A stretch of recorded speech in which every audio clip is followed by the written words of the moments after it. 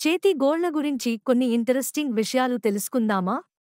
ఏదో సామెతలో చెప్పినట్లు చేతికుండే వేళ్లే కాదు, గోళ్లు కూడా ఒకలా ఉండవండోయ్. మన చేతి గోళ్లు నెలకు 3.5 మిల్లీమీటర్లు పెరుగుతాయని మీకు తెలుసా? అదే కాలి గోళ్లు అయితే 1.6 మిల్లీమీటర్లు మాత్రమే పెరుగుతాయి. ఇంకో ఇంటరెస్టింగ్ విషయం ఏంటంటే అన్ని గోళ్లు ఒకే స్పీడ్లో పెరగవు. వీటిలో కూడా మధ్యవేలు గోరు త్వరగా పెరుగుతుంది, అలాగే చిటికెన వేలు గోరు చాలా స్లోగా పెరుగుతుంది. అంతేకాదు మనం ఎక్కువగా వాడే చేతి గోళ్లు వాడని చేతితో పోలిస్తే చాలా త్వరగా పెరుగుతాయి. సీజన్స్ బట్టి కూడా గోళ్లు పెరగటం అనేది ఆధారపడుతుంది.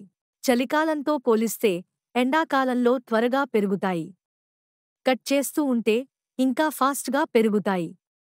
ఒకవేళ ప్రమాదవశాత్తు చేతి గోరు పూర్తిగా పోతే అది తిరిగి పెరగటానికి 6 నెలలు టైం పడుతుంది. అదే కాలిది అయితే 1.5 సంవత్సరం పడుతుంది.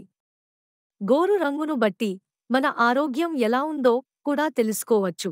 పాలిపోయినట్లు ఉంటే రక్తలేమి, పసుపు రంగులో ఉంటే లివర్ ప్రాబ్లం, ఇలా అన్నమాట.